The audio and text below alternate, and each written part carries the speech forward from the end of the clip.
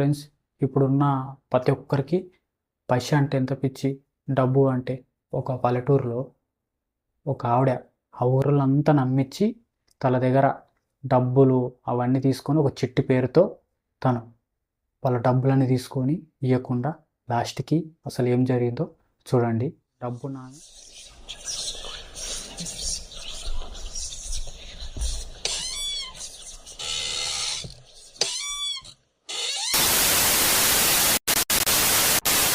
ఒక ఆవిడ ఉంటుంది. తనకు ఒక 2 ఫ్లోర్ 3 ఫ్లోర్ బిల్డింగ్ ఉంటుంది. ఆ ఊర్లో జనాలు మొత్తం నమ్మించేస్తుంది. చాలా సంవత్సరాల నుంచి ఉంటుంది ఆడ. అయితే ఒకరోజు వాళ్ళంతా ఊరోళ్ళతో మీటింగ్ పెట్టి చెబుతుంది, మీరు ఎంత కష్టపడుతుర్రు, ఇన్ని కూలి నాలు చేసుకొని రూపాయి పోగు చేసుకుంటేనే మీకు రేపనాడు పిల్లలు ఉన్నారు, పెళ్ళి చేయడానికి వస్తుంది, మీరు ఏమైనా సొమ్ము తెచ్చుకోనికి వస్తుంది అనేసి అందరు నమ్మించేస్తుంది.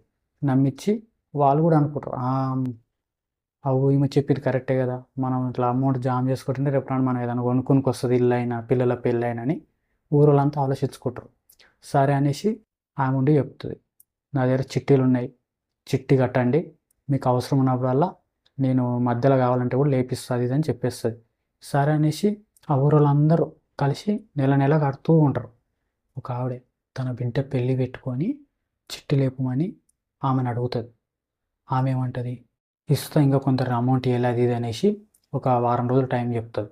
సరే అనేసి వాళ్ళ పెళ్ళి 15 రోజులే ఉంది, మేడం ఒక వారం రోజులు ఆగమంటుంది, ఎలా చేయాలనేసి, ఏంటి మీరు చిట్టి పైసలు ఇవ్వలేరా, ఆమె ఇంకా డబ్బులు ఇవ్వలే అని చెప్తుంది అది ఇది అంటే, లేదు అందరం కట్టేసినాం, తను ఎందుకు అలా చెప్తుంది, ఒకసారి పోయి అడుగు, తను ఇవ్వకపోతే రేపు అందరం పోయి అడుగుదాం అనేసి ఆ ఊరోళ్ళందరూ అంటారు. సరే అనేసి వాళ్ళు సాయంత్రం వచ్చి అడుగుతారు.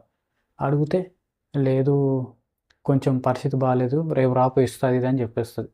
ఇంకా వాళ్ళు వెళ్ళేసి మళ్ళీ ఊరోళ్ళు దగ్గర అంటారు, ఏంటి ఆమె నమ్మకంతో అని చిట్టేస్తే ఆమె రేపురా ఎల్లుండిరా అంటుందంటే, సరే అని రేపు అందరు కలిసి పోయి అడుగుతారు, ఏమైందండి మీకు చిట్టి వేసి ఫస్ట్ నెలకి చిట్టి లేక నీకు ఇంతగానో బాధ అవుతుంది, మీకు డబ్బులు అందరు ఇచ్చారు కదంటే, లేదు కొంచెం పరిస్థితి బాగాలేక అమౌంట్ కొంచెం ఖర్చు అయింది, తీసుకొచ్చి ఇస్తాను, రేపటి వరకు ఆగండి అది ఇది అని చెప్పేస్తుంది. తనకి డబ్బు అంటే పిచ్చి, తనకు బంగారం అంటే ఇంకా పిచ్చి. దానివల్ల ఆమె ఏం చేస్తుంది, ఆ డబ్బు అంతా తీసుకొని పోయి బంగారం చేయించుకొని తను దాబెట్టుకుంటుంది. ఇంకోటి ఏంటంటే వాళ్ళ ఆయన కూడా తెలియదు. వాళ్ళ ఆయన చూస్తాడు, ఏంటి జనాలంతా మన ఇంటికి వచ్చిపోతున్నారు అది ఇది అని అడిగితే అప్పుడు చెప్తుంది, ఏం లేదండి ఇట్లా చిట్టి అని వేసి అమౌంట్ తీసుకున్నాను, ఒక 20 లక్షల దగ్గర అయిందండి, అవి ఇవ్వాలంటే నాకు మనసు ఒప్పట్లేదండి, అందువల్ల నాకు బంగారం అంటే పిచ్చి కదా, నేను బంగారం తెచ్చుకున్నా అంటే, ఏంటి నువ్వు ఊరోళ్ళని అంత మోసం చేద్దామని చూస్తున్నావా, కొట్టి చంపేస్తారు, నువ్వేమనుకుంటున్నావు, చిన్న విషయం కాదు ఇది అది ఇది అనేసి వాళ్ళ ఆయన బెదిరిస్తాడు. లేదండి నువ్వు చెప్పింది కరెక్ట్ ఉంది, అదే ప్లాన్ చేద్దాం మనం ఆ డబ్బు ఇవ్వాలని నా వల్ల కాదండి అది ఇది అని చెప్పేస్తుంది. అదేం ప్లాన్ అని చెప్తుంది, అదే కొట్టి చంపుతారన్నావు కదా, అదే నేనే చనిపోయాను అనేసి వాళ్ళకి చెప్పేసి, వాళ్ళు అప్పుడు అమౌంట్ ఇచ్చిపెడతారు కదా అంటే, వాళ్ళు ఇచ్చిపెడతారు. అంటే ఇప్పుడు నువ్వు చచ్చిపోతావు అమౌంట్ గురించి అది ఇది అనేసి వాళ్ళ ఆయన అంటాడు. లేదండి అలా నాటకం ఆడదామని చెప్పేస్తుంది వాళ్ళ ఆయనకి. వాళ్ళ ఆయన తెలిస్తే కష్టమేమో అది ఇది అంటుంది.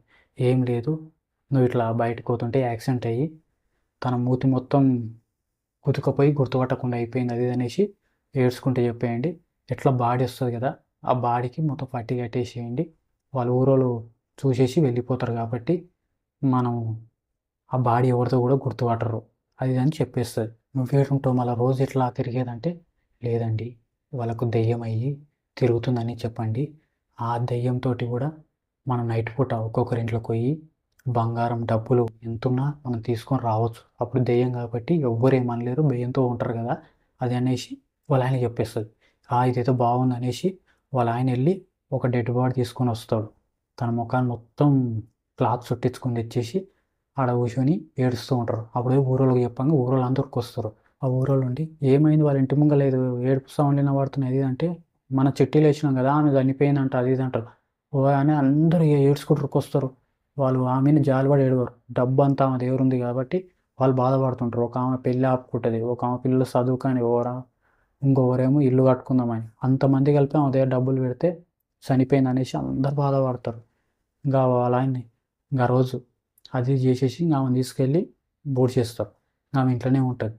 ఇంకా నైట్ కాగానే తను తెల్లసీర కట్టుకొని గజ్జలు పెట్టుకొని తిరుగుతూ ఉంటుంది అటు ఇటు.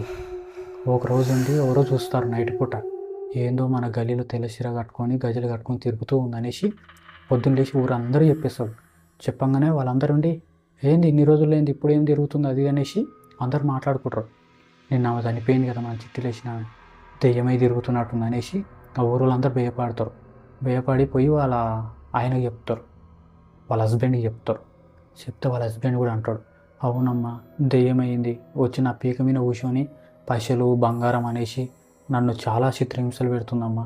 ఆ రోజు నైట్ నా దగ్గర అమౌంట్ అది ఇది ఉంటే తనకిస్తే తీసుకుని వెళ్ళిపోయిందమ్మా అది అంటారు. వాళ్ళు భయపడతారు. ప్రతి ఒక్క ఇంటికి వచ్చేసి వాళ్ళ ఇళ్ళలో ఏమేమి ఉన్నాయో అవన్నీ తీసుకుని వెళ్ళిపోతుందంటమ్మా. మీరు మాత్రం ఏమనకండి, సైలెంట్గా అనుకోండి. మీరు కూడా లేచి చూసిరంటే ప్రాణాలు పోతే ప్రాణాలు తీస్తుంది అనేసి తను చెప్పేయంగానే వాళ్ళు భయపడతారు. ఇక అమ్మో పోతే అమౌంట్ పోతుంది, నగలు పోతాయి, మా ప్రాణాలు పోకుండా ఉంటే చాలనేసి ఇక నైటు 12, 1 కాగానే ఇక తను గల్ గల్ అనుకుంటా గల్లీలు వస్తుంది. తనకి ఏ ఇల్లు నచ్చితే ఆ ఇంట్లోకి పోతుంది. పోయేసి అన్నీ సదురు పెడుతుంటుంది. వాళ్ళు మెలుపుతోటున్నా కానీ కళ్ళు తెరవకుండా గదగద అనుకుంటారు. తీసుకొని వెళ్ళిపోయి ఇంకా పొద్దున్న లేచి వాళ్ళ ఆయన ఇద్దరు కలిసి ఇంక లోపల ఆనందపడుతుంటారు. మనం ఇన్ని రోజులు సంపాదిస్తామండి ఇలాంటివి, మనం ఎన్ని రోజులు కావాలండి ఇట్లా సంపాదించాలంటే, చూడు నా ఐడియా ఎట్లుందో అది ఇది అనేసి వాళ్ళ ఆయన చెప్తుంది. వాళ్ళ ఆయన కూడా నేను ఎన్ని కష్టాలు పడ్డానే ఇంత అమౌంట్ రాలేదు, నీకున్న టాలెంట్ వేరు అని చెప్తుంది. అప్పుడు వాళ్ళకి మొత్తం అమౌంట్ అంతా దాపెట్టుకుంటా నైట్ కాగానే రోజు మళ్ళీ తెల్లచీర కట్టుకొని గజ్జలు పెట్టుకొని ఎవరింట్లో ఎక్కువ అమౌంట్ ఉంటే వాళ్ళ ఇంట్లో పోయి తీసుకొని వస్తుంటుంది. అలానే కొన్ని రోజుల దగ్గర అలానే చేస్తుంది.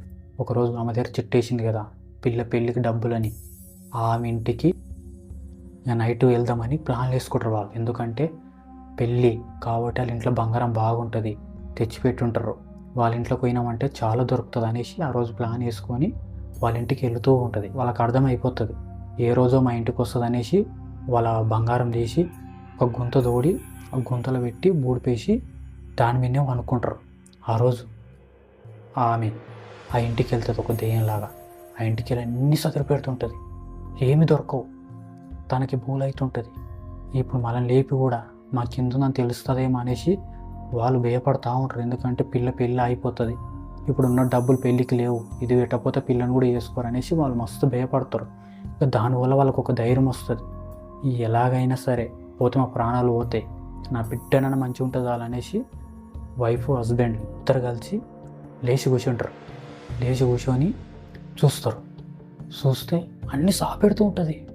కింద చూస్తే కాలు కానీ వస్తున్నాయి, పక్కన చూస్తే చేతులు అన్నీ బాగానే ఉన్నాయి. తను ఇలా తిరిగి చూస్తే వాళ్ళ దిక్కు చూడంగానే ఏంటి లేచిరు, భయం లేదా నేనంటే అది ఇదని అంటారు. వీళ్ళకి భయం పోతుంది, మొత్తం మనిషిలానే ఉంటుంది. ఇంకా వాళ్ళకి అనిపిస్తుంది ఏమో చనిపోలేనట్టుంది, ఏ నాటకం ఆడుతుంది అనేసి పైకి లేచి ఒక కర్ర తీసుకొని ఎత్తి మీద కొడతారు, కింద పడిపోతుంది. అప్పుడు చూస్తే మనిషి.